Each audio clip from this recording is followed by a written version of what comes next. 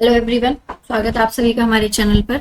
और आज हम अपना 11th क्लास का सेल चैप्टर शुरू करने वाले हैं। सेल चैप्टर को शुरू करने जा रहे हैं और इस चैप्टर को हम पूरा डिटेल में पढ़ने वाले हैं। हम देखिए जानेंगे कि सेल की डिस्कवरी कैसे हुई, सेल किस तरीके से साइज में और जो शेप है उसमें वेरी करती है, न्यूक्लियस की डिस्कवरी किसने करी, सेल थ्योरी किसने दी।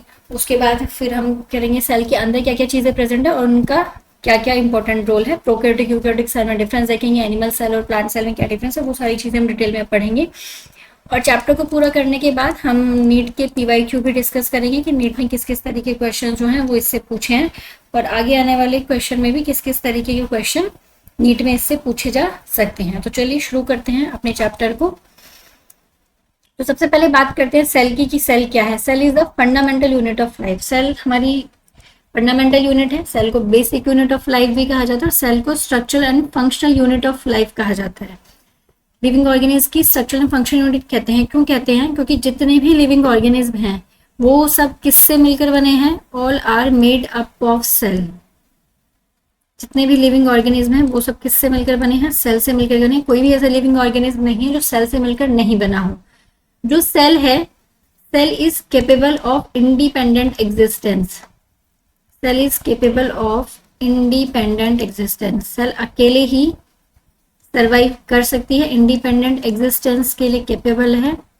उसके साथ साथ सेल क्या है? हमारी फंक्शनल यूनिट है। फंक्शनल यूनिट क्यों कहते हैं? क्योंकि जितने भी वाइटल फंक्शंस हैं हमारे लिविंग ऑर्गेनिज्म के, जितने भी क्रिटिकल प्रोसेस हैं जो लिविंग के लिए सर्वाइव करने के लिए जरूरी है, वो जैसे हमारा मेटाबॉलिज्म हो गया, ग्रोथ हो गया, रिप्रोडक्शन हो गया, हमारा रेस्पिरेशन हो गया, हमारा डाइजेशन हो गया, वो सारे के सारे फंक्शन किसके द्वारा ही परफॉर्म होते हैं? उन सबको कौन परफॉर्म करता है? सेल ही परफॉर्म करता है। इसलिए सेल को हम structural and functional unit of life बोलते हैं। Structural and functional unit of life किसको बोला जाता है? सेल को बोला जाता है। अब हम जानेंगे कि जो सेल की डिस्कवरी है वो किसने करी, किसने सेल की डिस्कवरी करी, ये हम देख लेते हैं जरा। तो सबसे पहले सेल की डिस्कवरी किसने करी थी? एक साइंटिस्ट थे, रॉबर्ट हुक। उन्होंने 1665 में सेल की डिस्कवरी करी। उन्होंने क्या किया? उन्होंने कॉर्क को लिया, प्लांट के कॉर्क सेल को लिया और उसको माइक्रोस्कोप के अंदर जब उन्होंने देखा तो उन्हें इस तरीके के कुछ छोटे छोटे जो कंपार्टमेंट्स थे ये उन्हें दिखाई दिए। टाइनी रूम लाइक कंपार्टमेंट्स उन्हें दिखाई दिए और इसको उन्होंने क्या नाम दिया? सेलुला नाम दिया। बट इन्होंने जो डिस्कवरी करी थी सेल की, वो कैसी सेल थी? वो डेड सेल थी। तो रॉबर्ट हुक ने किस सेल की डिस्कवरी करी थी? डेड सेल की डिस्कवरी करी थी। उन्होंने लिविंग सेल नहीं देखी थी। तो फिर लिविंग सेल की डिस्कवरी किसने करी? जो फर्स्ट लिविंग सेल की डिस्कवरी करी थी वो एक साइंटिस्ट थे, एंटोनी वैन ल्यूइवेन्होक। इन्होंने फर्स्ट लिविंग सेल की डिस्कवरी करी। इन्होंने पोन्ड वाटर में क्या देखा? फर्स्ट लिविंग सेल को ऑब्जर्व किया और फिर माइक्रोस्कोप के अंदर देखा तो उन्हें इस तरीके का कुछ, उसमें उन्हें साइटोप्लाज्म भी दिखाई दिया, उसमें उन्हें जो बाकी ऑर्गेनिज थे वो भी उन्हें सब दिखाई दिए। तो 1664 में फर्स्ट लिविंग सेल की डिस्कवरी का श्रेय किसको जाता है? एंटोनी वैन ल्यूइवेन्होक को जाता है। उसके बाद फिर एक और साइंटिस्ट आए 1831 में जिनका नाम था रॉबर्ट ब्राउन। रॉबर्ट ब्राउन ने क्या किया? न्यूक्लियस की डिस्कवरी करी थी। किसमें? प्लांट सेल में उन्होंने न्यूक्लियस देखा था, न्यूक्लियस की डिस्कवरी की थी। यहाँ से जो इंपॉर्टेंट क्वेश्चन आपसे बन सकते हैं वो पूछा जा सकता है कि सेल की डिस्कवरी किसने करी। तो 1665 ईयर भी इंपॉर्टेंट है। फर्स्ट लिविंग सेल की डिस्कवरी किसने करी ये भी आपसे पूछा जा सकता है और आपसे पूछा जा सकता है रॉबर्ट ब्राउन ने किसकी डिस्कवरी करी थी? न्यूक्लियस की। या फिर न्यूक्लियस की डिस्कवरी किसने करी? इस तरीके से भी आपसे क्वेश्चन पूछा जा सकता है। तो चलिए बढ़ते हैं आगे। अब हम देखते हैं सेल थ्योरी की। जो सेल थ्योरी थी वो किसने दी? सेल थ्योरी के बारे में पढ़ रहे थे। तो सेल थ्योरी के लिए तीन इंपॉर्टेंट साइंटिस्ट का नाम हमें याद रखना है। एक तो स्लेन है, फिर स्वान है और उसके बाद फिर कौन है? रुडोल्फ बर्ट्रॉय। ये तीनों साइंटिस्ट हमें याद रखने, इन तीनों का इंपॉर्टेंट रोल है सेल थ्योरी में। जो स्लेन और स्वान थे, इनमें से स्लेन क्या थे? ये एक बॉटनिस्ट थे और जो स्वान थे ये क्या थे? ये एक जूलॉजिस्ट थे। इन दोनों ने क्या कहा? इन्होंने कहा कि both plant and animals are compose entirely of cell. की जो हमारे प्लांट है और एनिमल है वो सब किससे मिलकर बने हैं? वो सब सेल से ही मिलकर बने हैं।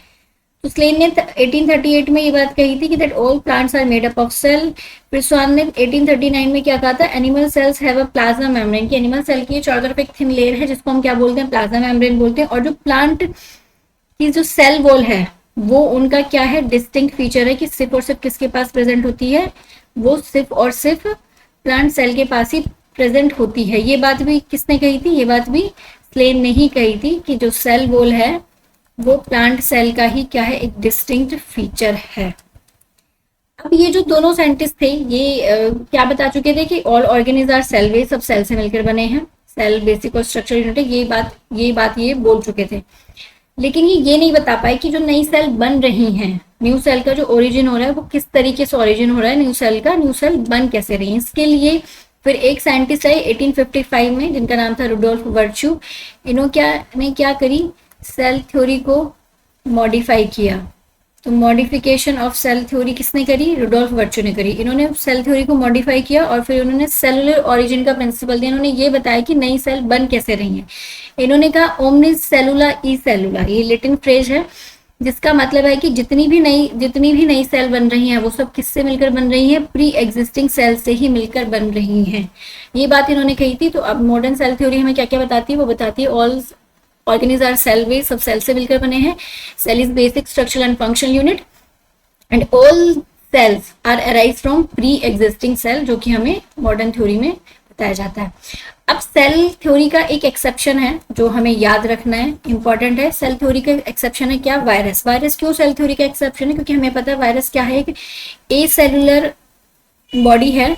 जब वायरस किसी भी होस्ट सेल से बाहर है, होस्ट बॉडी से ये बाहर है, तो ये किस तरीके से बिहेव करती है, ये नॉन लिविंग की तरह बिहेव करती है। और जब ये किसी लिविंग बॉडी में, इसको कोई होस्ट बॉडी मिल जाएगी तो ये उसी की मशीनरी यूज करेगी और फिर ये किस तरीके से बिहेव करेगी, लिविंग ऑर्गेनिज्म की तरह बिहेव करेगी। इसलिए जो सेल थ्योरी है वो इसका एक्सेप्शन है।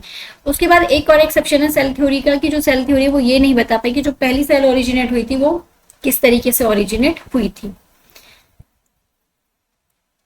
अब बात करते हैं कि जो हमारी सेल है वो बहुत डाइवर्सिटी शो करती है, जैसे शेप में डिफरेंट शेप की सेल्स प्रेजेंट होती हैं। उसके अलावा साइज में भी जो सेल है वो वेरी करती है।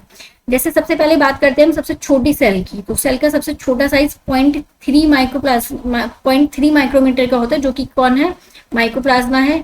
ये स्मॉलेस्ट सेल है, क्या साइज है इसका, 0.3 माइक्रोमीटर। उसके बाद अगर हम सबसे लार्जेस्ट सेल की बात करें, लार्जेस्ट सिंगल सेल की बात करें, तो वो क्या है, ऑस्ट्रिच का एग है। ये इतना बड़ा होता है कि इसको हम आसानी से अपनी आंखों से, नेकेड आई से देख भी सकते हैं। अब बात करते हैं बैक्टीरिया का। बैक्टीरिया का कितना साइज होता है, तो बैक्टीरिया का साइज वेरी करता है, 3.5 माइक्रोमीटर तक बैक्टीरिया का साइज होता है। उसके अलावा अगर हमारे रेड ब्लड सेल की बात करें, तो रेड ब्लड सेल का जो साइज होता है वो 7 माइक्रोमीटर इन डायमीटर इसका साइज होता है। तो किस तरीके से जो सेल का साइज है वो वेरी करता है, इतनी छोटी सेल से लेके इतनी बड़ी सेल तक जो है वो प्रेजेंट है। उसके अलावा अब बात करते हैं जो सेल है वो शेप में भी वेरी करती है, डिफरेंट शेप्स की जो है सेल वो होती है। जैसे अगर हम इसी की आरबीसी की बात करें, तो आरबीसी का शेप हमारा कैसा है, ये ओवल शेप होती है। आरबीसी ओवल शेप होती है, बाई कॉन्केव होती है, ओवल शेप होती है। क्या काम करती है, ऑक्सीजन ट्रांसपोर्ट का काम करती है। उसके अलावा एक और बात करते हैं, अगर लार्जेस्ट सेल की बात करें, ये लार्जेस्ट नहीं है, ये लॉन्गेस्ट सेल है।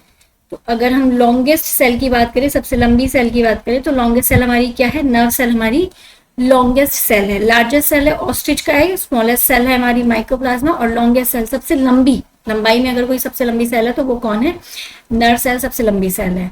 उसके अलावा अगर शेप की बात करें, तो आरबीसी का शेप कैसा होता है, बाइकॉन्केव होती है, ओवल शेप होती है आरबीसी, ऑक्सीजन ट्रांसपोर्ट का काम करती है। उसके बाद हमारे पास हमारी नर्व सेल है, जो कि कैसी होती है, लॉन्ग होती है, ब्रांच होती है, इस तरीके से इसका सेल है, साइज शेप आप देख सकते हैं। ये क्या काम करती है, इलेक्ट्रिकल इम्पल्स को ट्रांसमिट करने का काम करती है। उसके बाद हमारे पास एक डब्ल्यूबीसी होती है जिसकी इरेगुलर शेप है, जिसकी कोई शेप नहीं है, किसी भी तरह की जो है शेप वो ले लेती है, इरेगुलर शेप। उसके अलावा हमारे पास और डिफरेंट टाइप की सेल होती है। जैसे अगर हम हमारे मसल सेल की बात करें, तो जो हमारी मसल सेल है वो कैसी होती है, ब्रांच होती है। मसल सेल की बात करें तो मसल सेल हमारी लॉन्ग हो सकती है, वो हमारी ब्रांच हो सकती है, वो हमारी सिलेंड्रिकल शेप भी हो सकती है। वो जब हम टाइप ऑफ सेल्स टिश्यू जब हम पढ़ेंगे, एनिमल टिश्यू, तब हम डिटेल में उनके बारे में पढ़ेंगे। उसके अलावा हमारे पास जो सेल का शेप होता है वो क्यूबोइडल शेप की सेल भी हो सकती है, रेक्टेंगुलर सेल भी हो सकती हैं, जो हमारी प्लांट सेल में देखी जाती है, प्लांट में देखी जाती है। तो वेरी करती है प्लांट जो शेप है सेल का, वो वेरी करता है कि वो कौन सा जो फंक्शन है परफॉर्म कर रही है। अब हम क्योंकि हमें प्रोकैरियोटिक सेल के बारे में और यूकैरियोटिक सेल दोनों के बारे में डिटेल में पढ़ना है, तो इन दोनों के बारे में डिटेल में पढ़ने से पहले हम सबसे पहले बात कर लेते हैं प्रोकैरियोटिक और यूकैरियोटिक सेल दोनों में डिफरेंस होता क्या है। सबसे पहले हम प्रोकैरियोटिक सेल की बात करें तो सिंपल सेल होती है, और यूकैरियोटिक सेल हमारी कैसी होती है, कॉम्प्लेक्स सेल होती है। प्रोकैरियोटिक सेल में अगर हम बात करें राइबोसोम की, तो प्रोकैरियोटिक सेल में 70S टाइप का राइबोसोम प्रेजेंट होता है, जबकि यूकैरियोटिक सेल में 70S और 80S दोनों टाइप का राइबोसोम प्रेजेंट हो सकता है। प्रोकैरियोटिक सेल में बात करें वैक्यूल की, तो प्रोकैरियोटिक सेल में कैसा वैक्यूल प्रेजेंट होता है, सिर्फ और सिर्फ गैस वैक्यूल प्रेजेंट होता है अगर प्रेजेंट होता है तो, जबकि हमारा जो यूकैरियोटिक सेल है इसमें सैप वैक्यूल प्रेजेंट होता है। उसके अलावा बात करें सेल वॉल की, अगेन जो इंपॉर्टेंट डिस्टिंक्ट फीचर है, जो प्रोकैरियोटिक है उसकी जो सेल वॉल है वो पेप्टिडोग्लाइकेन की बनी हुई होती है। इसकी सेल वॉल किसकी बनी होती है, पेप्टिडोग्लाइकेन की बनी होती है, जबकि यूकैरियोटिक में, क्योंकि हमें पता है एनिमल सेल में तो सेल वॉल नहीं होती, लेकिन प्लांट सेल में सेल वॉल होती है, जो कि किसकी बनी हुई होती है, सेलुलोज की बनी होती है, और वही फंजाई में किसकी बनी होती है, वो काइटिन की बनी हुई होती है। इसके अलावा अगर हम बात करें कि जो फिजन है वो किस तरीके का होता है, जो डिवीजन है इसमें बाइनरी फिजन, सिंपल डिवीजन होता है, उसमें माइटोसिस और म्यूसिस दोनों टाइप के डिवीजन यूकैरियोटिक सेल में देखे जाते हैं। इसके अलावा एक और डिफरेंस होता है साइज में, इनका जो साइज है छोटा होता है, ये जनरली स्मॉल साइज की होती है, और इनका जो साइज है वो कैसा होता है, लार्ज होता है।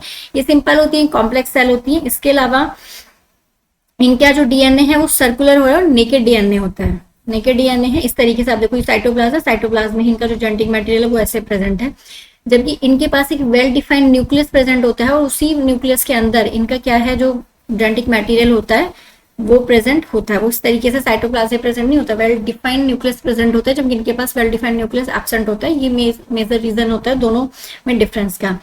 उसके अलावा ये मेम्ब्रेन लेस होती हैं, न्यूक्लियर मेम्ब्रेन नहीं होता, न्यूक्लियस भी नहीं होता, इनके पास मेम्ब्रेन बाउंड ऑयली होते हैं, ट्रू न्यूक्लियस होता है, और कॉम्प्लेक्स ऑर्गेनाइजेशन इनका होता है।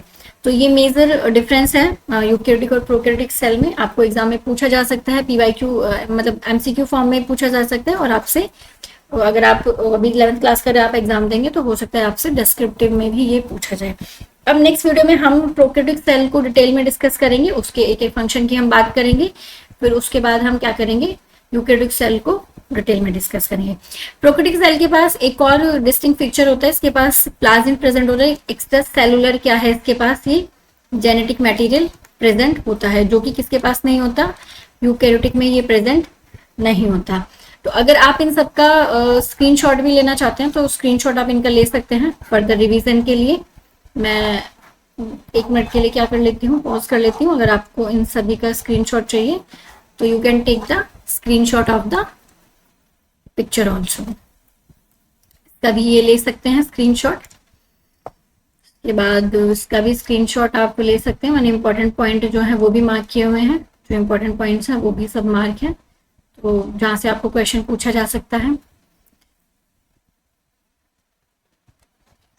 ये रहा, आप इसका स्क्रीनशॉट ले सकते हैं।